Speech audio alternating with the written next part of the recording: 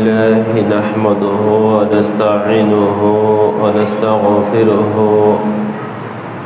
ونؤمن به ونتوكل عليه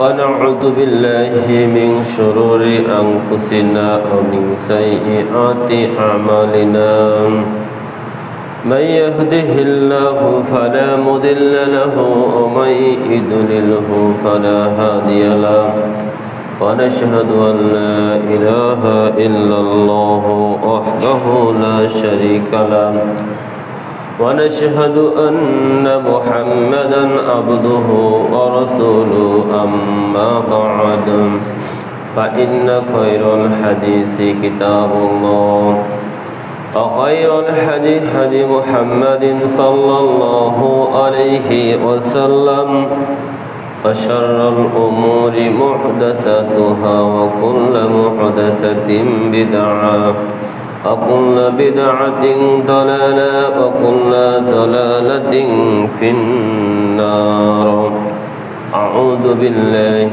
من الشيطان الرجيم بسم الله الرحمن الرحيم قاف القرآن المجيد بل عجبوا أن جاءهم منذر منهم فقال الكافرون هذا شيء عظيم أإذا متنا وكنا ترابا ذلك رجع بعيد قد علمنا ما تنقص الأرض منهم وعندنا كتاب حفيظ بل كذبوا بالحق لما جاءهم فهم في أمر مريج أفلم ينظروا إلى السماء فوقهم كيف بنيناها وزيناها وما لها من فروج أعوذ بالله من الشيطان الرجيم قل لا يعلم من في السماوات والأرض الغيب إلا الله إلى آخره. عن ابن عباس رضي الله تعالى عنه قال سمعت عمر بن الخطاب رضي الله تعالى عنه قال رسول الله صلى الله عليه وسلم لا تطروني كما أطرت النصارى ابن مريم فإنما أنا عبده فقولوا عبد الله ورسوله إلى آخر الحديث. উপস্থিত ঐতিহ্যবাহী বাইতুল মামুর চাঁদ জামে মসজিদ আদাবর শ্যামলী ঢাকার সম্মানিত মুসল্লিবৃন্দ, যবনিকার অন্তরালে শ্রদ্ধাস্পদিনী স্নেহাশীল মা ও ভগ্নীগণ, আলোচনার শুরুতে সে মহান আল্লাহ তাআলা দরবারে শুকরিয়া আদায় করি যে মহান আল্লাহ সুবহানাহু ওয়া তাআলা আপনাকে আমাকে আজকের এই পবিত্র জুমার দিনে যথাসময়ের পূর্বে এ মসজিদে হাজির হওয়ার সুতৌফিক দান করেছেন। সকলে বলি আলহামদুলিল্লাহ। দুরূদ ও সালাম বর্ষিত হোক সেই রাসূলের প্রতি যিনি আপনার আমার এ দুনিয়াবী জীবনের পথ প্রদর্শক, পরকালীন জীবনের একমাত্র শাফাআতের কান্ডারি, যার আদর্শ অনুসরণ এবং অনুকরণ করার জন্য আল্লাহ তাআলা আমাদেরকে নির্দেশ প্রদান করে গিয়েছেন, যিনি তার নবুয়তি জীবনে আমাদেরকে কিভাবে আল্লাহকে রাজি খুশি করতে হবে সে পথ পন্থা দেখিয়ে গিয়েছেন, যিনি জগৎ সমূহের জন্য ছিলেন রহমত, সে রাসূলের প্রতি অগণিত দুরূদ ও সালাম পেশ করি। সকলে বলি আল্লাহুম্মা সাল্লি আলাইহি আল্লাহুম্মা বারিক আলাইহি। সম্মানিত উপস্থিতি, আমি আপনাদের সম্মুখে সূরাতুন নামল এর 65 নম্বর আয়াত এবং নবী সাল্লাল্লাহু আলাইহি ওয়াসাল্লামের জবানি হতে বুখারীর 3445 নম্বর হাদিসটি বর্ণনা করে শুনিয়েছি। তেলাওয়াতকৃত আয়াত ও বর্ণিত হাদিসকে কেন্দ্র করে আমি আমার আজকের আলোচনার বিষয় নির্ধারণ করেছি 12ই রবিউল আউয়াল তথা ঈদ এ মিলাদুন নবী। সম্মানিত উপস্থিতি, আমি আপনাদের সামনে বর্ণিত বিষয়ের উপরে কিছু আলোচনা রাখার চেষ্টা করব ইনশাআল্লাহ। তবে কথা আপনাদের সামনে আমি অকপটে স্বীকার করে দিচ্ছি যে বিষয়টি আপনাদের সামনে আমি পেশ করেছি সেই বিষয়ের উপরে পবিত্র কোরআন এবং সহিহ হাদিস দিয়ে কোনো আলোচনা আমি আপনাদের সামনে উপস্থাপনা করতে পারবো না। এজন্য আগে থেকে আপনাদের কাছে আমি আমার ব্যর্থতা স্বীকার করে নিলাম। অন্য আলোচনার পূর্বেই বলি যে বিষয়ের প্রতি পবিত্র কোরআন ও সহিহ হাদিসের আলোকে কিছু গুরুত্বপূর্ণ জনকল্যাণকর সংক্ষিপ্ত আলোচনা রাখার চেষ্টা করব। কিন্তু আজকের আলোচনায় বললাম যে বিষয়টি আপনাদের সামনে পেশ করেছি সে বিষয়ের উপরে পবিত্র কোরআন ও সহিহ হাদিস থেকে কোনো প্রকার দলিল পেশ করতে পারবো না। কেন পারবো না? কারণ যে বিষয়টি আপনাদের সামনে পেশ করেছি এই বিষয়টি আমাদের নবীর জানা ছিল না। যে বিষয়টি আপনাদের সামনে পেশ করেছি এই বিষয়টি আমাদের নবীর জানা ছিল না যে পৃথিবীতে ঈদে মিলাদুন নবী বলে কোনো দিন বা দিবস রয়েছে। এমনকি রাসূলের মৃত্যুর পরে চারজন বিশিষ্ট খলিফা ইমাম আবু বকর রাদিয়াল্লাহু তাআলা আনহু, ওমর রাদিয়াল্লাহু তাআলা আনহু, উসমান রাদিয়াল্লাহু তাআলা আনহু এবং আলী রাদিয়াল্লাহু তাআলা আনহু তারা কেউ জানতেন না পৃথিবীতে ঈদে মিলাদুন নবী বলে কোনো দিন বা দিবস রয়েছে। এরপরে আমরা যারা চারজন প্রসিদ্ধ ইমামকে অনুসরণ করি বা তাদের কথা বলি, যে ইমাম আবু হানিফা রাহিমাহুল্লাহ আলাইহি, ইমাম শাফি, ইমাম মালিকি, ইমাম আহমদ বিন হাম্বল রাহিমাহুল্লাহ আলাইহি, এই চারজন প্রসিদ্ধ ইমাম এনারাও জানতেন না যে পৃথিবীতে ঈদে মিলাদুন নবী বলে কোনো শব্দ বা দিবস রয়েছে। এছাড়াও হাদিস গ্রন্থের বিশুদ্ধ হাদিস গ্রন্থের যে সমস্ত পণ্ডিত শায়েখ মাশায়েখগণ রয়েছেন, যেমন কুতুবে সিত্তার প্রসিদ্ধ ছয়জন ইমাম, ইমাম বুখারী, ইমাম মুসলিম, ইমাম আবু দাউদ, ইমাম নাসাই, ইমাম ইবনে মাজাহ, ইমাম তিরমিজি রাহিমাহুল্লাহ আলাইহি, তারা কেউ জানতেন না যে পৃথিবীতে ঈদে মিলাদুন নবী বলে কোনো দিন বা দিবস রয়েছে। আপনি আমি বড় পীর বলে জানি আব্দুল কাদের জিলানী রাহিমাহুল্লাহ আলাইহি, তিনিও জানতেন না যে পৃথিবীতে ঈদে মিলাদুন নবী বলে কোনো দিন বা দিবস রয়েছে বা ঈদে মিলাদুন নবী বলে কোনো শব্দ রয়েছে, এটা তারা জানতেন না। যেহেতু নবী থেকে শুরু করে খলিফাগণ, সাহাবিগণ, তাবিঈগণ, চার ইমাম, হাদিস গ্রন্থের প্রসিদ্ধ ইমামগণ কেউই জানতেন না যে ঈদে মিলাদুন নবী বলে কোনো শব্দ রয়েছে, তা আমি আপনাদেরকে কিভাবে সেই ঈদে মিলাদুন নবীর পক্ষে কোরআন ও হাদিস থেকে কথা শোনাবো এখানে দাঁড়িয়ে? কেননা এই কথাগুলো কেন বললাম?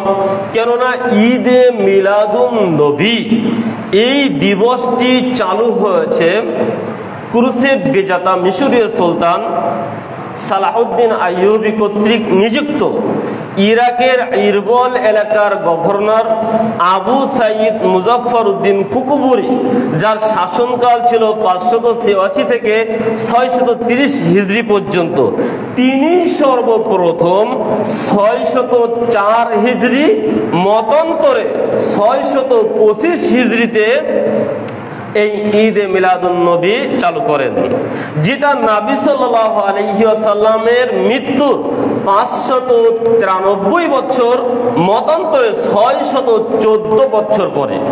তা নবী সাল্লাল্লাহু আলাইহি ওয়াসাল্লামের মৃত্যুর 593 অথবা 614 বছর পরে যে দিবস, যে ঈদ, যে দিন চালু হলো, সে সম্পর্কে কোরআন হাদিসের আলোচনা আপনাদের সামনে আমরা কিভাবে নিয়ে আসবো? এ ব্যাপারে কোরআন হাদিসের কোনো আলোচনা নেই। তবে এ ব্যাপারে তৎকালীন সময়ে আলেমদের মধ্য হতে যিনি এগিয়ে এসে বহু জাল জয়ীব হাদিস বর্ণনা করেছিলেন তিনি হচ্ছেন আবুল খাত্তাব ওমর বিন দেহাইয়া। তিনি এই ঈদে মিলাদুন নবীকে প্রমোট করার জন্য, জায়েজ করার জন্য এর বিভিন্ন দিক ফজিলাত বর্ণনা করে বহু জাল জয়ীব হাদিস বাদশার সামনে পেশ করেছিলেন। বাদশাহ অনেক খুশি হয়ে তাকে 1000 স্বর্ণ মুদ্রা পুরস্কার ঘোষণা করেছিল। সম্মানিত উপস্থিতি, অতএব যে দিবস রাসূল থেকে ছিল না, সাহাবী, তাবেঈ, ইমাম, প্রসিদ্ধ হাদিস গ্রন্থে ইমামগণ কেউই জানতেন না।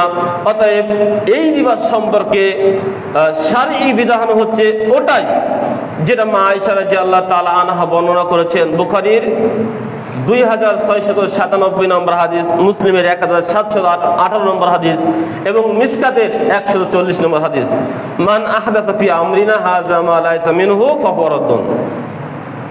নবী সাল্লাল্লাহু আলাইহি ওয়াসাল্লাম বলেছেন, যে ব্যক্তি আমার এই দ্বীনের ভিতরে এমন কোনো কিছু প্রবেশ করাবে, সৃষ্টি করবে যা আমি নির্দেশ দেইনি, আমার থেকে নেই, ফাহুয়া রাদ্দুন, তা বাতিল, প্রত্যাখ্যাত, পরিত্যাজ্য। অতএব যেহেতু ঈদে মিলাদুন নবী নাবি থেকে আমরা পাইনি, নাবি থেকে এর অনুমতি নেই, নাবি কখনো এটা করেননি, করতে বলেননি, সাহাবী, তাবেঈ, ইমাম, হাদিস গ্রন্থের ইমামগণ কেউই জানতেন না। অতএব তা ফাহুয়া রাদ্দুন, তা বাতিল, পরিত্যাজ্য, প্রত্যাখ্যাত, অগ্রহণীয়। অতএব ঈদে মিলাদুন নবী শরীয়তের কোনো অংশ না। সম্মানিত উপস্থিতি, দ্বিতীয় কথা হলো, আমরা ঈদে মিলাদুন নবী কেন উদযাপন করি? আমাদের মাঝে কেন এই ঈদে মিলাদুন নবীর এই আপনার এখানে আসতে গিয়ে সামলে থেকে আসতে গিয়ে ওখানে এক বড় গেট দেখলাম, ওখানে লেখা আছে বড় ঈদ, ঈদে মিলাদুন নবী। তো সকল ঈদের সেরা ঈদ ঈদে মিলাদুন নবী। এই ঈদটাকে আমরা কেন এই 12ই রবিউল আউয়াল এটাকে কেন আমরা সকল ঈদের সেরা ঈদ মেনে নিলাম? আসলে ঈদ অর্থ হচ্ছে খুশি বা আনন্দের একটা দিন। মিলাদ শব্দটি মাউলুদ, এর অর্থ হচ্ছে মিলাদ, জন্ম মুহূর্ত, জন্ম লগ্ন বা জন্ম সময়, এটাই। আর নাবি মনে তো নাবি। তো ঈদে মিলাদুন নবী অর্থ হচ্ছে নবী সাল্লাল্লাহু আলাইহি ওয়াসাল্লামের জন্ম মুহূর্তে বা জন্মের সময় বা যেদিনে জন্মগ্রহণ করেছিলেন ওই দিনে মুসলিমদের জন্য আনন্দ একটা দিন। এটা হলো আমরা বুঝে নিয়েছি ঈদে মিলাদুন নবী, যে নবী সাল্লাল্লাহু আলাইহি ওয়াসাল্লাম এই দিনে জন্মগ্রহণ করেছিলেন। এই জন্ম মুহূর্তটা, এই জন্মের দিনটা, এই জন্মের সময়টা মুসলিমদের জন্য একটা আনন্দের দিন। এটা হলো একটা ঈদের দিন, খুশির দিন। তাই আমরা এটা সকল ঈদের সেরা ঈদ ঈদে মিলাদুন নবী হিসাবে গ্রহণ করেছি। সম্মানিত উপস্থিতি, আপনাদেরকে জানতে হবে, আমাদেরকে জানতে হবে যে আসলে কি নবী সাল্লাল্লাহু আলাইহি ওয়াসাল্লাম 12ই রবিউল আউয়াল জন্মগ্রহণ করেছিলেন? নবী সাল্লাল্লাহু আলাইহি সাল্লামের জন্ম এবং মৃত্যু সম্পর্কে আমরা যেটা জানতে পারি, নবী সাল্লাল্লাহু আলাইহি সাল্লামের জন্ম সম্পর্কে যে হাদিস এসেছে মুসলিম মিশকাতের 2045 নম্বর হাদিসে, যে কাতাদা রাদিয়াল্লাহু তাআলা আনহু তিনি বলেন, সুইলা রাসূলুল্লাহ সাল্লাল্লাহু আলাইহি ওয়াসাল্লাম, আমরা নবী সাল্লাল্লাহু আলাইহি ওয়াসাল্লামকে জিজ্ঞাসা করেছিলাম সোমবারের সিয়াম সম্পর্কে, যে আপনি সোমবারের সিয়াম থাকেন কেন, এ সম্পর্কে আমরা জিজ্ঞাসা করেছিলাম সোমবারের সিয়াম সম্পর্কে। ফাকালা, তিনি বললেন, ফিহি উলিদতু ওয়া ফিহি উনজিলা আলাইয়া, আমি এই দিনেই, এই সোমবারে জন্মগ্রহণ করেছিলাম এবং এই দিনে, এই সোমবারে আমার উপরে আল্লাহ তাআলা কোরআন নাজিল করেছিলেন। সুবহানাল্লাহ। তাহলে মুসলিম মিশকাতের 2045 নম্বরে হাদিস দিয়ে আমরা জানতে পারলাম যে নবী সাল্লাল্লাহু আলাইহি ওয়াসাল্লাম যেদিন জন্মগ্রহণ করেছিলেন সেই দিনটার নাম ছিল সোমবার। সেই দিনটার নাম ছিল সোমবার। এবার নবী সাল্লাল্লাহু আলাইহি ওয়াসাল্লাম মৃত্যুবরণ কবে করেছিলেন এ বিষয়ে মা আয়েশা রাদিয়াল্লাহু তাআলা আনহার হাদিস, যেটা বুখারী এসেছে, বুখারীতে 1387 নম্বর হাদিসটি এসেছে। মা আয়েশা রাদিয়াল্লাহু তাআলা আনহা বললেন, আমার পিতা আবু বকর রাদিয়াল্লাহু তাআলা আনহু আমার নিকটে এসে জিজ্ঞাসা করলেন, ফি আইয়ি ইয়াউমিন উলিদতু তুওয়াফি রাসূলুল্লাহ সাল্লাল্লাহু আলাইহি ওয়াসাল্লাম, ফি আইয়ি ইয়াউমিন তুওয়াফি রাসূলুল্লাহ সাল্লাল্লাহু আলাইহি ওয়াসাল্লাম, নবী সাল্লাল্লাহু আলাইহি ওয়াসাল্লাম কোন দিনে মৃত্যুবরণ করেছিলেন? ক্বালাত ইয়াউমাল ইসনাইনি, আমি বললাম নবী সাল্লাল্লাহু আলাইহি ওয়াসাল্লাম সোমবারের দিনে মৃত্যুবরণ করেছিলেন। বুখারীর এই হাদিস দিয়ে আমরা জানতে পারি নবী সাল্লাল্লাহু আলাইহি ওয়াসাল্লামের মৃত্যুর দিনটি ছিল সোমবার। অতএব বুখারী মুসলিম মিশকাতের এই দুটি হাদিস দিয়ে আমাদের মাঝে সুস্পষ্ট হয়ে গেল যে নবী সাল্লাল্লাহু আলাইহি ওয়াসাল্লাম যেদিন জন্মগ্রহণ করেছিলেন সে দিনটি ছিল সোমবার। নবী সাল্লাল্লাহু আলাইহি ওয়াসাল্লাম যেদিন মৃত্যুবরণ করেছিলেন সে দিনটি ছিল সোমবার। অতএব সোমবারে তার জন্ম, সোমবার নবী সাল্লাল্লাহু আলাইহি ওয়াসাল্লামের মৃত্যু, এ বিষয়ে কোনো সন্দেহ নেই ইনশাআল্লাহ। দ্বিতীয় কথা হলো 12ই রবিউল আউয়াল তারিখটাকে ঠিক রয়েছে। সোমবার তো ঠিক রয়েছে, তারিখটাকে ঠিক রয়েছে। তারিখ নিয়ে বহু ইখতিলাফ, বহু মতভেদ রয়েছে। নবী সাল্লাল্লাহু আলাইহি ওয়াসাল্লামের জন্ম তারিখ নিয়ে প্রায় 8টি মতভেদ রয়েছে। এর ভিতরে গ্রহণযোগ্য যে মতামত সেটি হচ্ছে নবী সাল্লাল্লাহু আলাইহি ওয়াসাল্লাম জন্মগ্রহণ করেছিলেন 9ই রবিউল আউয়াল। কেন নবী সাল্লাল্লাহু আলাইহি ওয়াসাল্লাম জন্মগ্রহণ করেছিলেন হস্তি বছর, যে সময়ে আব্রাহার তার হাতি বাহিনী নিয়ে কাবাঘর আক্রমণ করেছিল। এই হস্তি বছরের 50 দিন পরে নবী সাল্লাল্লাহু আলাইহি ওয়াসাল্লাম জন্মগ্রহণ করেছিলেন। জ্যোতির্বিজ্ঞানের হিসাব অনুযায়ী যদি সোমবার ঠিক রাখতে হয় তাহলে নবী সাল্লাল্লাহু আলাইহি ওয়াসাল্লাম জন্মগ্রহণ করেছিলেন 9ই রবিউল আউয়াল। এটাই প্রসিদ্ধ মতামত। 12ই রবিউল আউয়াল নবী সাল্লাল্লাহু আলাইহি ওয়াসাল্লাম জন্মগ্রহণ করেননি, নবী সাল্লাল্লাহু আলাইহি ওয়াসাল্লাম জন্মগ্রহণ করেছেন প্রসিদ্ধ মতামতের মধ্যে সেটা হচ্ছে 9ই রবিউল আউয়াল। দ্বিতীয় কথা হলো নবী সাল্লাল্লাহু আলাইহি ওয়াসাল্লাম মৃত্যুবরণ করেছেন কি বারে, কোন তারিখে? নবী সাল্লাল্লাহু আলাইহি ওয়াসাল্লাম মৃত্যুবরণ করেছেন এ ব্যাপারেও মতভেদ রয়েছে। কারণ নবী সাল্লাল্লাহু আলাইহি ওয়াসাল্লাম মৃত্যুবরণ করেছেন বিদায় হজের ভাষণের 80 অথবা 81, মতান্তরে 90 অথবা 91 দিন পরে। তবে 90 অথবা 91 দিন পরে অগ্রহণীয়, 80 অথবা 81 দিন পরে এটাই হচ্ছে সবচেয়ে নির্ভরযোগ্য গ্রহণীয়। অতএব বিদায় হজের ভাষণের 80 অথবা 81 দিন পরে নবী সাল্লাল্লাহু আলাইহি ওয়াসাল্লাম মৃত্যুবরণ করেছিলেন। নবী সাল্লাল্লাহু আলাইহি ওয়াসাল্লামের বিদায় হজ হয়েছিল 9ই জিলহজ, দিনটি ছিল শুক্রবার। দিনটি ছিল শুক্রবার। অতএব 9ই জিলহজ শুক্রবারে বিদায় হজের ভাষণ হয়েছিল। ওখান থেকে যদি আপনি 80 অথবা 81 দিন চলে যান আর বারটি যদি সোমবার ঠিক রাখেন তাহলে 80 দিনটাই গণনায় ঠিক থাকবে। কেননা আপনি ওখান থেকে চলে যান শুক্রবার থেকে 7, 11, 77, 7, 11, 77, এরপরে আর 3 দিন দেন শনি রবি সোম, তাহলে 80, তাহলে সোমবারে তার মৃত্যু। অতএব বিদায় হজের ভাষণের 80 দিন পরে নবী সাল্লাল্লাহু আলাইহি ওয়াসাল্লামের মৃত্যু হয়েছিল। অতএব এই দিনটি হচ্ছে 1লা রবিউল আউয়াল। কেউ কেউ বলেছেন 2রা রবিউল আউয়াল। মক্কা এবং মদিনার চন্দ্রের হিসাব অনুযায়ী একটু তফাৎ রয়েছে, এই কেন্দ্রে কেউ বলেছেন 2রা রবিউল আউয়াল। কিন্তু উল্লেখযোগ্য গ্রহণযোগ্য মতামতটি হচ্ছে 1লা রবিউল আউয়াল নবী সাল্লাল্লাহু আলাইহি ওয়াসাল্লাম মৃত্যুবরণ করেছিলেন। সম্মানিত উপস্থিতি, তাহলে আমরা এই আলোচনা দিয়ে আপনাদের সামনে যে কথাগুলো পেশ করতে চাচ্ছিলাম সেটা হলো নবী সাল্লাল্লাহু আলাইহি ওয়াসাল্লামের জন্ম 12ই রবিউল আউয়াল হননি। ইখতিলাফ রয়েছে, গ্রহণযোগ্য মতামত হচ্ছে 9ই রবিউল আউয়াল। নবী সাল্লাল্লাহু আলাইহি ওয়াসাল্লামের মৃত্যু 12ই রবিউল আউয়াল হননি। ইখতিলাফ রয়েছে, গ্রহণযোগ্য মতামত হচ্ছে 1লা রবিউল আউয়াল। তবে নবী সাল্লাল্লাহু আলাইহি ওয়াসাল্লাম সোমবারে জন্মগ্রহণ করেছেন, সোমবারে মৃত্যুবরণ করেছেন, এই বিষয়ে কোনো ইখতিলাফ নেই। অতএব যদি আপনি রাসূলের জন্মে ভালোবেসে, রাসূলের জন্মে খুশি হয়ে আপনি কিছু করতে চান তাহলে রাসূল যেটা করেছেন আপনাকেও সেটা করতে হবে। রাসূল সাল্লাল্লাহু আলাইহি ওয়াসাল্লাম তার জন্মে খুশি হয়ে সোমবারে সিয়াম পালন করেছিলেন, আপনাকেও প্রতি সোমবারে সিয়াম পালন করতে হবে। আপনি প্রতি সোমবারে সিয়াম পালন না করে বছরে একদিন ভিত্তিহীন একটা দিন জানে ইখতিলাফ রয়েছে, ওই একটা দিন অনেক করে সাজুগুজু করে মশাল নিয়ে আপনি 12ই রবিউল আউয়াল আশিকে রাসূল হয়ে গেলেন, কখনোই হতে পারে না। একদিন ঘাটো করে দিবস পালন করেন, রাসূলের আশিক হওয়া যায় না, রাসূলের ভালোবাসা প্রমাণ করা যায় না। একদিন মা দিবস পালন করে যেমন মায়ের ভালোবাসা প্রকাশ পায় না, একদিন বাবা দিবস পালন করে যেমন বাবার প্রতি ভালোবাসা প্রকাশ পায় না।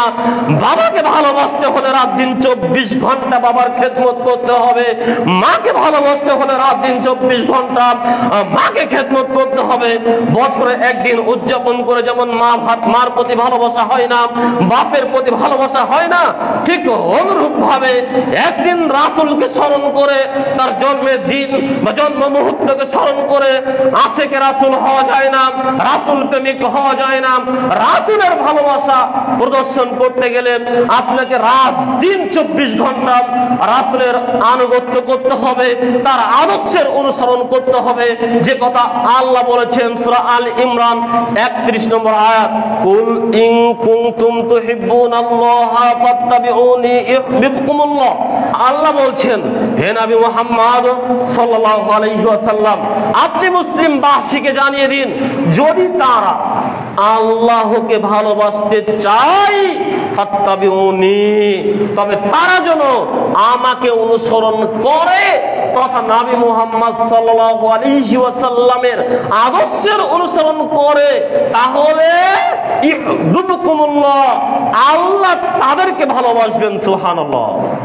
অতএব যদি আপনি আমি রাসূলের প্রতি ভালোবাসা দেখাতে চাই, আল্লাহকে ভালোবাসতে চাই, আল্লাহর ভালোবাসা পেতে চাই, তাহলে আপনার আমার উচিত কর্তব্য আল্লাহ এবং রাসূল প্রদত্ত বিধান, সেই বিধান অনুযায়ী আপনার আমার জীবন পরিচালনা করা, রাসূলের সুন্নতি পদ্ধতি অনুযায়ী তাকে অনুসরণ করে একজন মুসলিমের সকল কর্ম দিবসকে পরিচালনা করাই হচ্ছে রাসূলের প্রতি ভালোবাসা।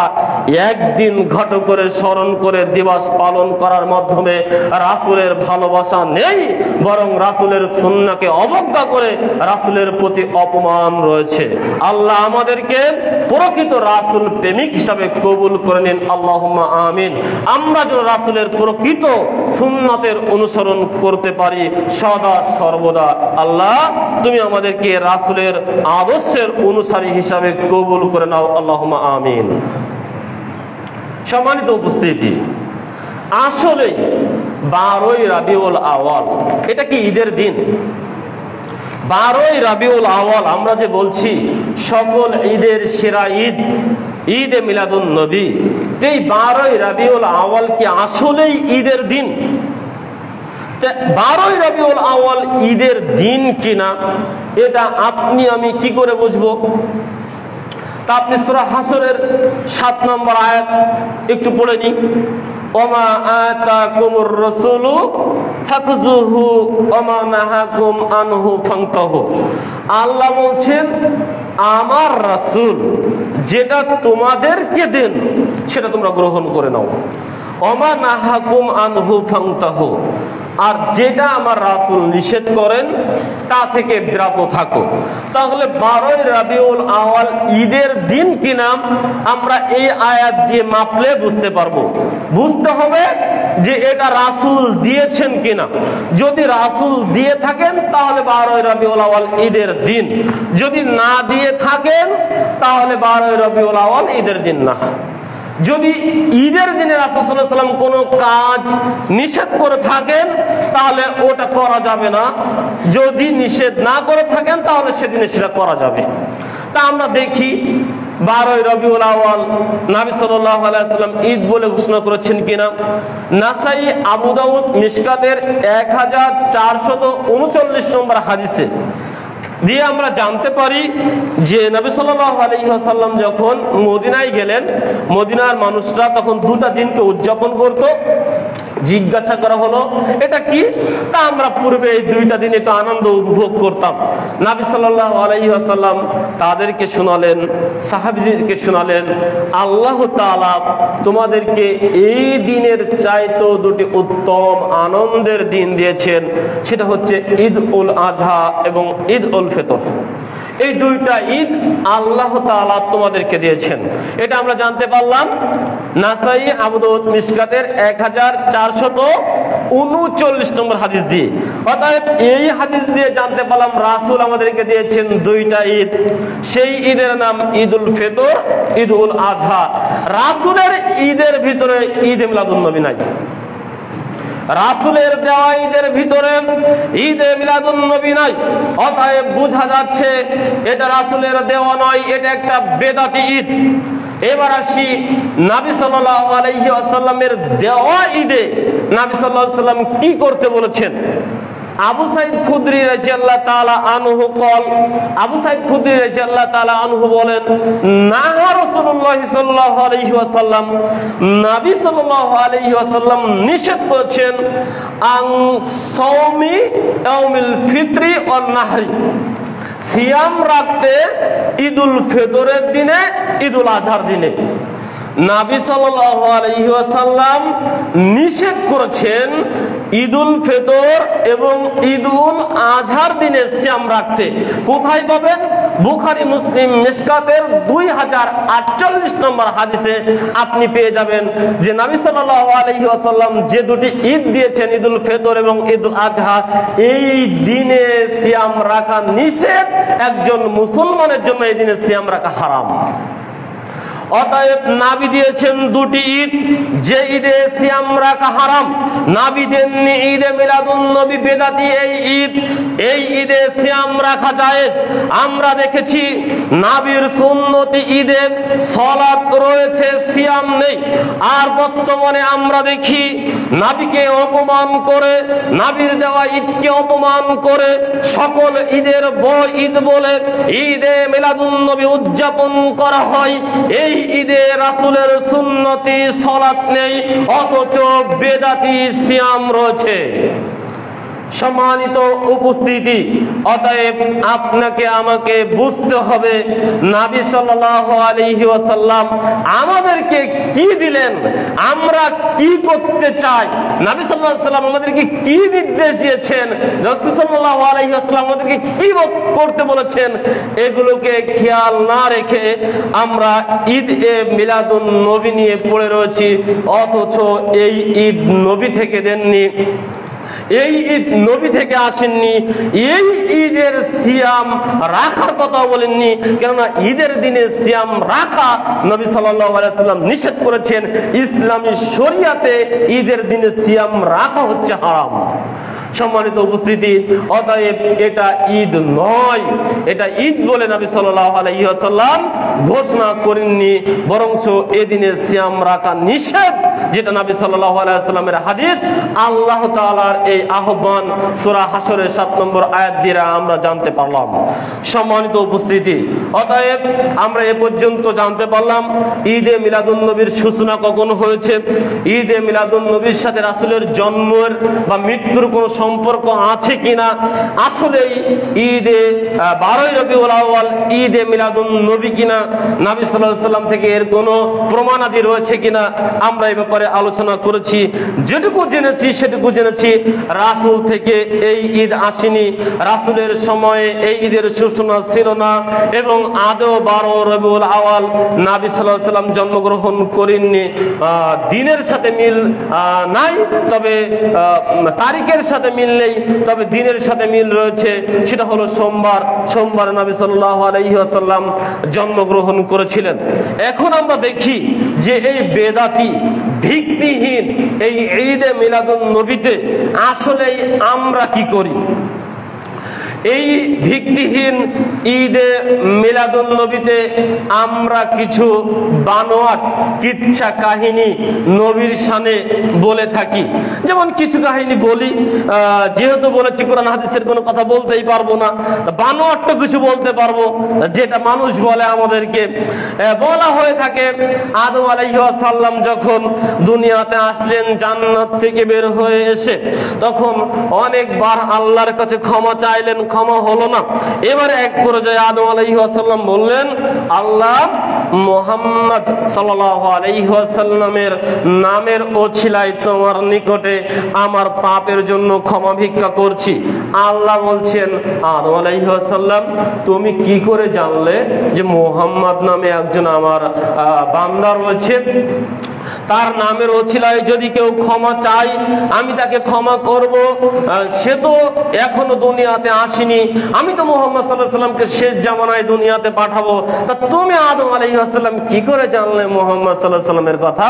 তো আদম আলাইহিস সালাম বলছেন, আল্লাহ, জন্মের পরে আমি তোমার আরশের গায়ে লটকানো দেখেছিলাম লা ইলাহা ইল্লাল্লাহ মুহাম্মাদুর রাসূলুল্লাহ। এই লটকানো দেখেই বুঝেছি যে আল্লাহর নামের পাশে যার নাম রয়েছে তার একটা পাওয়ার ক্ষমতা রয়েছে। তাই আমি বুঝেছি যে তার নাম দিয়েই যদি আমি আল্লাহর কাছে ক্ষমা চাই তাহলে ক্ষমা পাবো। তাই আমি মুহাম্মদ সাল্লাল্লাহু আলাইহি ওয়াসাল্লামের নামের ওছিলায় ক্ষমা চেয়েছি। আল্লাহ তখন বলে, আদম আলাইহিস সালাম, তুমি যেহেতু মুহাম্মদ সাল্লাল্লাহু আলাইহি ওয়াসাল্লামের নামের ওছিলায় ক্ষমা চেয়েছো, আমি তোমাকে ক্ষমা করে দিলাম। সুবহানাল্লাহ। এটা হলো ভিত্তিহীন কথা, মন গড়া কথা। এভাবে আমি তো এই কথাগুলো সুর দিয়ে বলতে পারি না। সুর দিয়ে বললে যে কত মজা লাগে, কত সুন্দর লাগে, এমন ভিত্তিহীন কথাগুলো শুনলে তা আপনি আমি যখন শুনবো তখনই বোঝা যাবে। আপনি আমি আরো শুনবো। মেরাজের রজনীতে যখন আল্লাহ তাআলার নিকটে গেলেন আমাদের নবী মুহাম্মদ সাল্লাল্লাহু আলাইহি ওয়াসাল্লাম, আল্লাহর নবী জুতা খুলে আরশে উঠছেন, তখন আব্দুল কাদের জিলানী রাহিমাহুল্লাহ আলাইহি, দেখেন ওই আরশে আব্দুল কাদের জিলানী রাহিমাহুল্লাহ আছে মিরাজের রজনীতে। এই ঘটনা আপনি আমি শুনবো। তখন আব্দুল কাদের জিলানী রাহিমাহুল্লাহ আলাইহি বলছেন, মুহাম্মদ সাল্লাল্লাহু আলাইহি ওয়াসাল্লাম, জুতা খুলো না, জুতা খুলো না, জুতা পায়ে দিয়ে আরশে ওঠো, তোমার জুতার ধুলায় আরশ মর্যাদা বৃদ্ধি পাবে। নাউযুবিল্লাহি মিন যালিক। এই কথাগুলো বলা হবে মানে রাসূলের জুতার চাইতে আরশের, আল্লাহ আরশের মূল্য কম। আমরা রাসূলকে নিয়ে এত বাড়াবাড়ি করি। আমরা বলি আসমান জমিন সবকিছু, সকল মাখলুকাত সৃষ্টির সবকিছু পূর্বেই আমাদের নবী মুহাম্মদ সাল্লাল্লাহু আলাইহি ওয়াসাল্লামকে সৃষ্টি করা হয়েছে। সর্বপ্রথম আল্লাহকে সৃষ্টি করা হয়েছে, আল্লাহর নূর থেকে মুহাম্মদ সাল্লাল্লাহু আলাইহি ওয়াসাল্লামকে সৃষ্টি করা হয়েছে, তার মুহাম্মদ সাল্লাল্লাহু আলাইহি ওয়াসাল্লামের নূর থেকে এই পৃথিবীতে সকল মাখলুক পয়দা সৃষ্টি করা হয়েছে। প্রমাণে তো দুনিয়ার বুকে আসমানের নিচে কোনো সহি প্রমাণ পেশ করা যাবে না। ওই ছোটবেলায় শুনেছি একটা জারি গান, এই জারি গান ছাড়া এই ভিত্তিহীন কথার প্রমাণে কোনো প্রমাণ নেই এই পৃথিবীর বুকে। ছোটবেলায় একটা জারি গান শুনেছিলাম। জারি গান কি? ওই জিবরাইল আলাইহিস সালাম এসে ফাতেমা রাদিয়াল্লাহু তাআলা আনহাকে বলছেন, ফাতেমা রাদিয়াল্লাহু তাআলা আনহা, তোমার পিতা কোথায়? তো ফাতেমা রাদিয়াল্লাহু তাআলা বলছেন, চাচাজি আমার পিতা একটু বাইরে রয়েছেন। জিবরাইল আলাইহিস সালাম অপমান হলেন যে ফাতেমা রাদিয়াল্লাহু তাআলা আনহা আমাকে চাচাজি বলে, আমি মুহাম্মদ সাল্লাল্লাহু আলাইহি ওয়াসাল্লামের কত বড় আর আমাকে কিনা চাচাজি বলে। তো মুহাম্মদ সাল্লাল্লাহু আলাইহি ওয়াসাল্লামের কাছে গিয়ে একটা অভিযোগ দিলেন যে আপনার মেয়ে আমাকে চাচাজি বলেছে, অথচ আমি আপনার থেকে কত বড়, আমি আপনার থেকে বয়সে কত বড়, তা আপনার মেয়ে আমাকে চাচাজি বলেছে, আমার এটা অপমান বোধ হয়েছে, আপনি এর বিচার করেন। তো মুহাম্মদ সাল্লাল্লাহু আলাইহি ওয়াসাল্লাম বলছে, ও তাই? তা আপনি জন্ম হয়ে কি দেখলেন? তো তখন ও বলছে যে আমি তো জন্ম হয়ে দেখলাম যে ওই আকাশের গায়ে 7টি তারা, 7টি জোনাক রয়েছে, 70,000 বছর তারা গায়েব হয়ে গেছে, 70,000 বছর পরে তারা গায়েব হয়ে গিয়েছে। আর তারপর একটা ময়ূরী দেখলাম, তার ময়ূরী 2 ছাড় ডানা রয়েছে, গলে একটা মালা রয়েছে।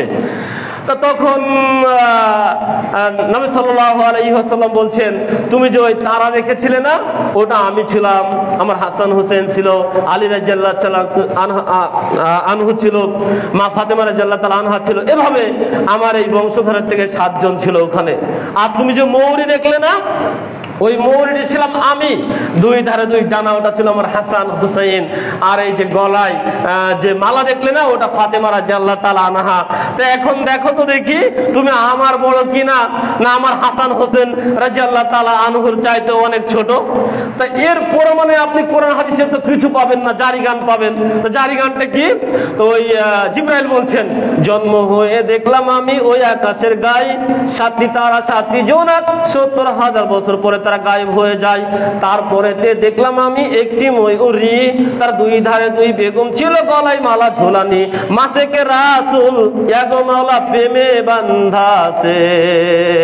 এই জারি গান ছোটবেলায় শুনেছি, এই ছাড়া এই কথার প্রমাণে আর কিচ্ছু নেই। এমন ভিত্তিহীন কথাগুলো এভাবেই রাসূলের নামে করা হয়ে থাকে। অথচ নবী সাল্লাল্লাহু আলাইহি ওয়াসাল্লাম বুখারী মিশকাতের ১৯৮ নম্বর হাদিসে এলেম অধ্যায়, এই হাদিসে একদম স্বয়ং বলেছেন, মান কাযাবা আলাইয়া মুতাআম্মিদান ফালইয়াতাবাওয়া মাকআদাহু মিনান নার। যে ব্যক্তি আমার নামে মিথ্যা আরোপ করে, সে ব্যক্তি তার নিজের থাকার জায়গাকে জাহান্নাম বানিয়ে নেয়।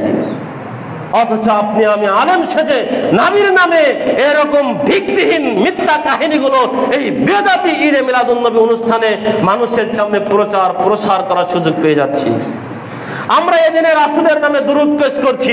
পূর্বের দিনে একটা দুরূদ পেশ করেছিলাম, আজকেও দুরূদটা পেশ করব না। আজকে আরেকটা দুরূদের কথা বলি। আমি এক সময় ছোটবেলায় আমাদের পার্শ্ববর্তী গ্রামে একজন মেয়ে ওই গলাতে দড়ি দিয়ে মৃত্যুবরণ করেছে। তা এখন আমাদের দেশের একটা নিয়ম হলো, মানুষ যেভাবেই মৃত্যুবরণ করুক না কেন, ভালো মানুষ খারাপ মানুষ মানে ইত্যাদি যেভাবেই হোক না কেন, মৃত্যুবরণ করুক না কেন, ওই ব্যক্তির জান্নাতে পৌঁছে দেওয়ানোর দায়িত্ব হলো ওই এলাকার যে হুজুর রয়েছে, মিলাদি হুজুর, ওই মিলাদি হুজুরের। সে ওই মিলাদ অনুষ্ঠানে এসে ওই যে মারা যাবে, সে ভালো হলেও খারাপ হলেও যেভাবেই মারা যাক, ঘুষ খেয়ে মারা যাক, সুদ খেয়ে মারা যাক, সালাত আদায় করে না মারা যাক, ইত্যাদি ইত্যাদি যত পাপ করে মারা যাক না কেন, তার জান্নাতে পৌঁছে দেওয়ার দায়িত্ব হলো ওই এলাকার বেদাতি হুজুরের। তা আমরা এখন ওইরকম একটা গলাতে দড়ি দিয়ে একজন মানুষ মারা গেছে, আমরা গিয়েছি। তো ওখানে একজন বক্তব্য দিচ্ছে, তা এমন এমন কথাগুলো বলছে যে আমাদের শুনে একটু হাসি লাগছে, আমাদের শুনে একটু হাসি লাগছে। তা হাসির আওয়াজটা একটু ওই হুজুরের কানে চলে গিয়েছে। তা হুজুর বলছেন, তোমরা এই সিরাত অনুষ্ঠানে এসে তোমরা হাসাহাসি করো, রাসূলের এই সিরাত শুনে তোমরা হাসাহাসি করো, রাসূলের সাথে বেয়াদবি করো। শোনো তাহলে কাহিনী একটা বললো যে একদা নবী সাল্লাল্লাহু আলাইহি ওয়াসাল্লাম মেষ চড়াচ্ছেন। তা আবু জেহেলও মেষ চড়াচ্ছিলেন। তো বাড়ি আসবে, তা আবু জেহেল বলছেন মুহাম্মদ সাল্লাল্লাহু আলাইহি ওয়াসাল্লাম, ভাতিজা বাসায় যাবা নাকি? তো বলছে, জি চাচাজি বাসায় যাবো। তো ওঠো আমার উটের পিঠে ওঠো। তো উটের পিঠে পিছনে বসায় নিলেন। তখন উট সামনের দুইটা পা দিয়ে একেবারে দাঁড়িয়ে গিয়েছেন। আবু জেহেল এত চাবুক মারছে, উট সামনের দিকে যাচ্ছে না। তখন উট আল্লাহকে বলছে, আল্লাহ তুমি আমার এই জবানটা একটু খুলে দাও আল্লাহ, এক মুহূর্তের জন্য আমি আবু জাহেলকে একটু চরম শিক্ষা দিতে চাই। তা আল্লাহ উটের দোয়া কবুল করলেন, তার জবান খুলে গেল। তখন উট বলছেন, আবু জাহেল তুমি আমার নবীর শানে বেয়াদবি করতে পারো, তার ইজ্জত মানহানি করতে পারো, কিন্তু আমি উট আমার রাসূলের অপমান, তার মর্যাদা আমি মেনে নিতে পারি না। অতএব তুমি আমার রাসূলকে পিছনে বসিয়ে তুমি সামনে বসে আমার চাবুকের আঘাতে আঘাতে যদি পিঠ থেকে সমস্ত মাংস চামড়া সবকিছু তুলে নাও, তবু আমি উট রাসূলের সামনে বেয়াদবি করে এক কদম সামনে এগিয়ে যাব না। তখন আবু জেহেল উটের পিঠ থেকে পড়ে গিয়ে থরথর করে কাঁপছে। অতঃপর কি করলো, আপনার বললো তাহলে একটু ট্রাই করে দেখি, উট জবান খুলে কথা বলছে। তখন মুহাম্মদ সাল্লাল্লাহু আলাইহি ওয়াসাল্লামকে আগে বসিয়ে দিয়েছে আর আবু জেহেল পিছনে বসছে। তখন উট আর চাবুক মারা লাগে না, কিছু করা লাগে না, উট চলতে শুরু করে আর রাসূলের নামে দুরূদ পড়ে। বালাগাল ওলা বিকামালিহিম কাশাফাত তুজাবি বিজামালিহি হাসানাত জামিউ খিসালিহি সাল্লাল্লাহু আলাইহি ওয়া আলিহি। এই দুরূদ তখন উট পড়েছে। শেখ সাদির এই দুরূদ তখন উট পড়েছে যখন নবী সাল্লাল্লাহু আলাইহি ওয়াসাল্লাম নবুয়ত পাননি। কথা বুঝতে পারছেন? জি আচ্ছা, দেখো ইখতিলাফ রয়েছে। আমি আপনাকে বোঝাতে চাচ্ছিলাম যে বালাগাল ওলাবি কামালিহি এর ভিতরে ইখতিলাফ রয়েছে, বলা জায়েজ নেই। তবে আমি যে কথাগুলো বলছি সবগুলো না জায়েজ কথাগুলো বলছি। আমি যে কথাগুলো আজকে বলছি সবগুলোই, আমি এরপরে আরো কিছু কথা বলবো, সেগুলো না জায়েজ। কথা বুঝতে পারছেন?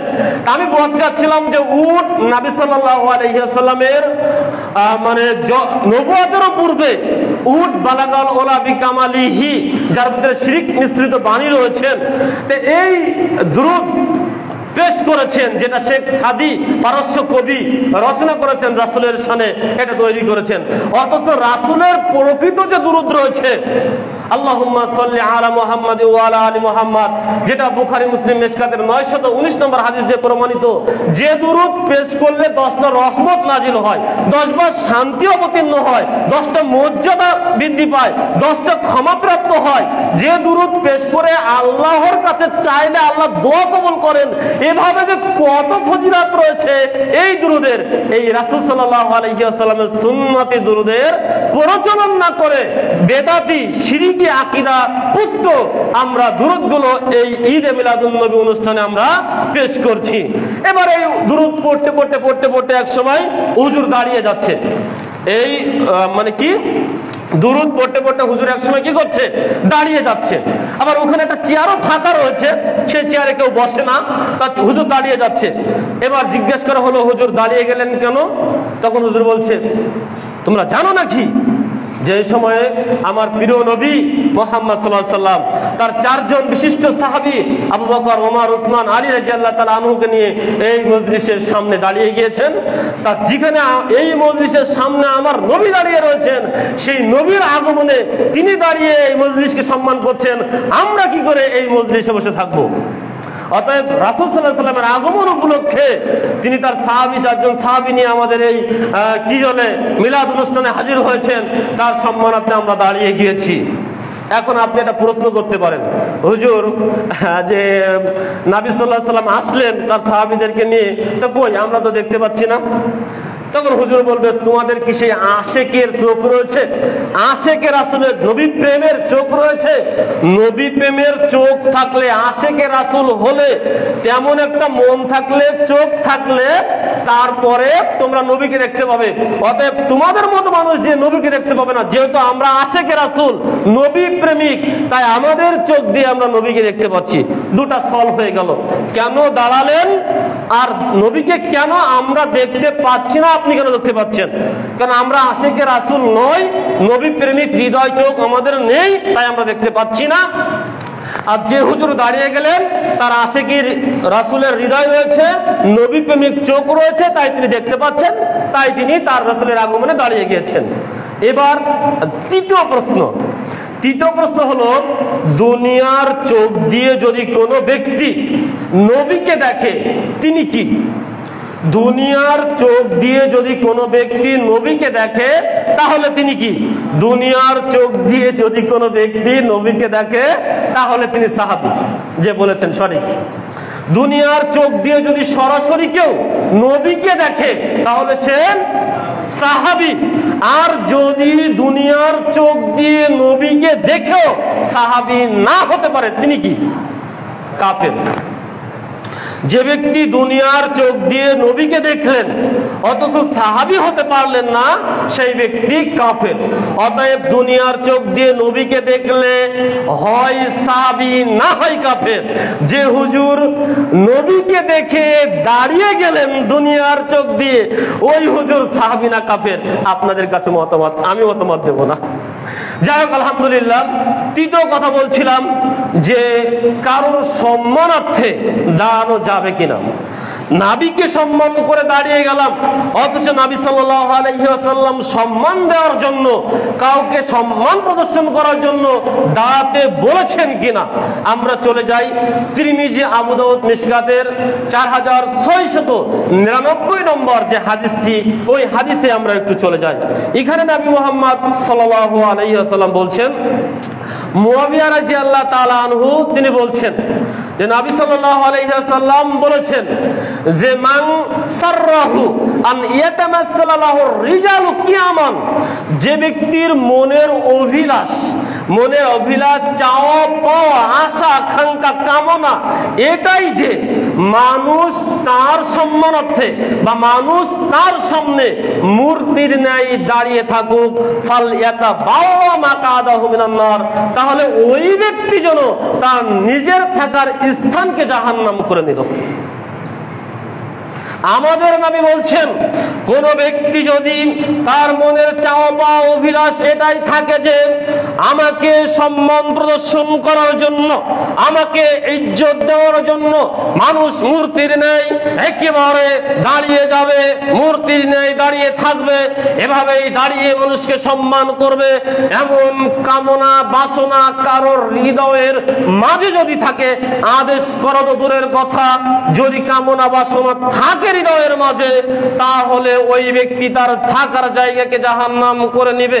অতএব আপনি আমি যে নবীর সম্মানে উঠে দাঁড়ালাম, সেই নবী নিষেধ করেছেন কারোর সম্মানে উঠে দাঁড়াতে, মূর্তির ন্যায় দাঁড়িয়ে থাকতে।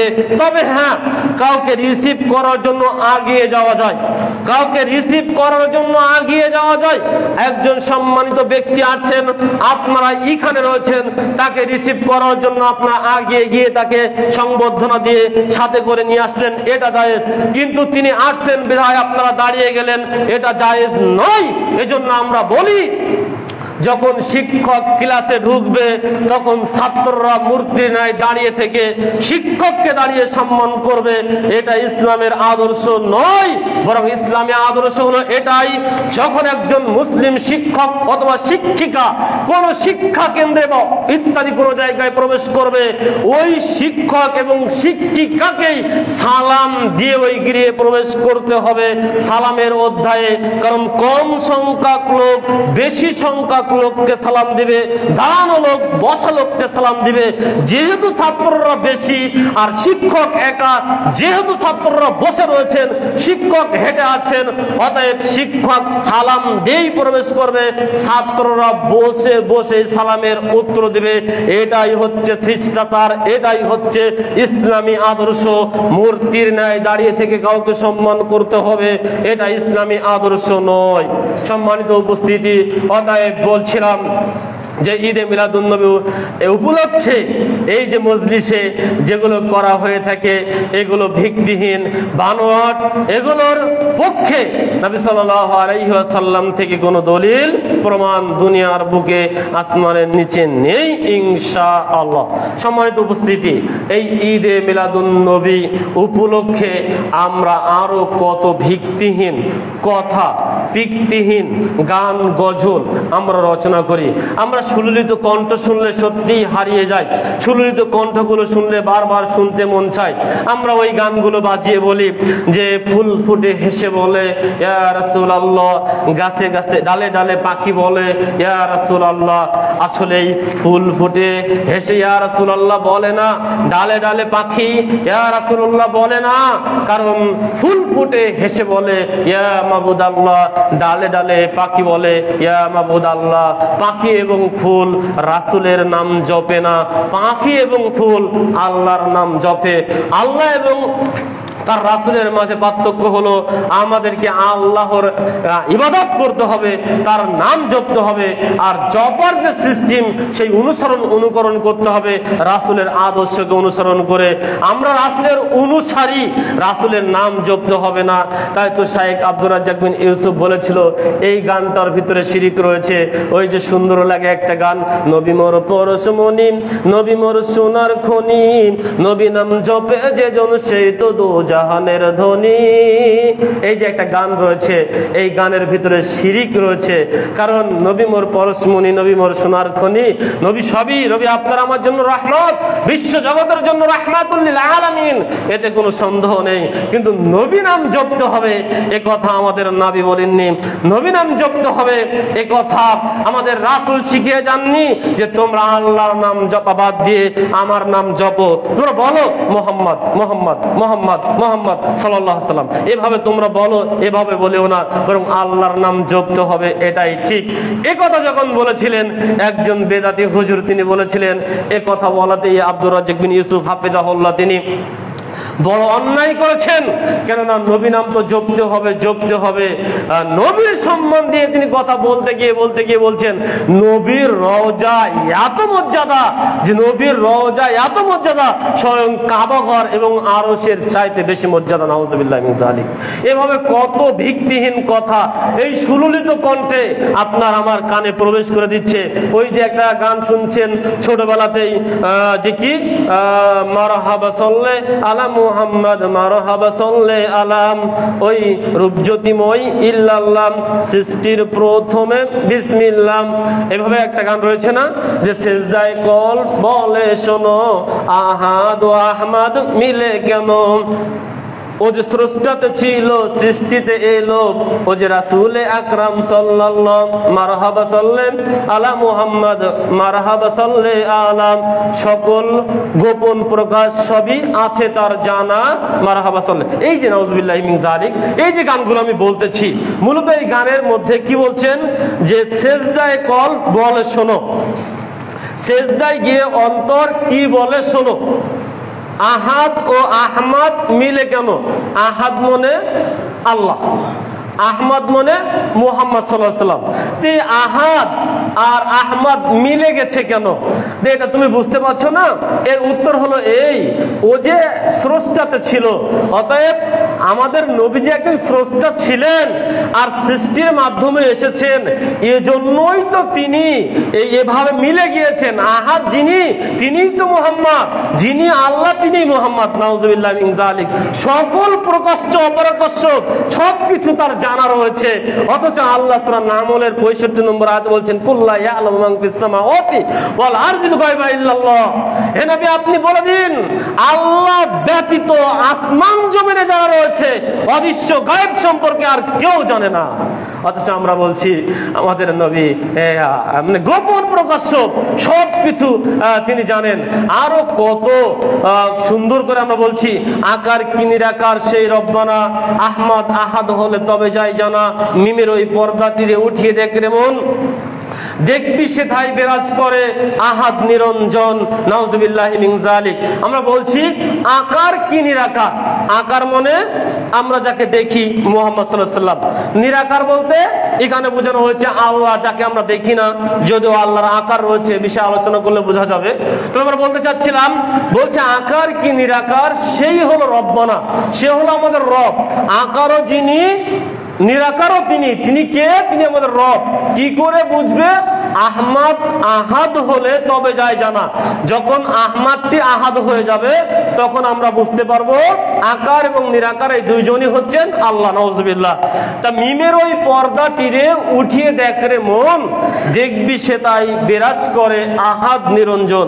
তাহলে মিমের পর্দা বলতে আলিফ হা দাল, আহাদ, আলিফ হা মিম দাল, এই মাঝখানে মিম দিয়ে একটা পর্দা রয়েছে, এই মিমটা তুলে দেন, তাহলে এখানেও আলিফ হা দাল, এখানেও আলিফ হা দাল, আর এখানেও আল্লাহ, এখানেও আল্লাহ, যিনি আল্লাহ তিনি মুহাম্মদ। নাউজুবিল্লাহি মিন যালিক।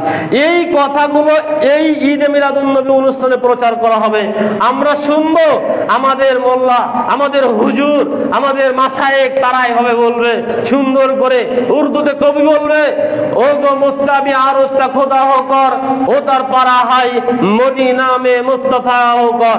আরশের অধিপতি আল্লাহ ছিলেন যিনি, মদিনায় মুস্তাফা রূপে অবতীর্ণ হলেন তিনি। নাউজুবিল্লাহি মিন যালিক। যিনি আল্লাহ তিনি মুহাম্মদ সাল্লাল্লাহু আলাইহি ওয়াসাল্লাম। এই কথা তারা বলবে। অদ্ভুত সম্মানিত উপস্থিতি, আপনাকে মনে রাখতে হবে আল্লাহ হচ্ছেন আমাদের স্রষ্টা, মুহাম্মদ সাল্লাল্লাহু আলাইহি ওয়াসাল্লাম হচ্ছেন আল্লাহর সৃষ্টি। এজন্যই তো ইবনে আব্বাস রাদিয়াল্লাহু তাআলা আনহু বলেন, সামিতু ওমর রাদিয়াল্লাহু তাআলা আনহু, আমি ওমর রাদিয়াল্লাহু তাআলা আনহুকে বলতে শুনেছি, ক্বালা রাসূলুল্লাহ সাল্লাল্লাহু আলাইহি ওয়াসাল্লাম, নবী সাল্লাল্লাহু আলাইহি ওয়াসাল্লাম বলেছেন, লা তুতরুনি কামা আতরাতিন নাসারা ইবনে মারইয়াম, তোমরা আমাকে নিয়ে বাড়াবাড়ি করো না যেমন ভাবে বাড়াবাড়ি করেছিল ওই খ্রিস্টানরা, ওই ইহুদিরা ঈসা ইবনে মারইয়াম আলাইহিস সালামকে নিয়ে। মারইয়ামের পুত্র ঈসা আলাইহিস সালামকে নিয়ে তারা যেমন ঈসা আলাইহিস সালামকে নিয়ে বলতে বলতে বলতে বলতে আল্লাহর স্থানে বসিয়ে দিয়েছিলেন, আল্লাহর সন্তানের স্থানে বসিয়ে দিয়েছিলেন, অনুরূপ ভাবে তোমরা আমাকে নিয়ে বাড়াবাড়ি করো না।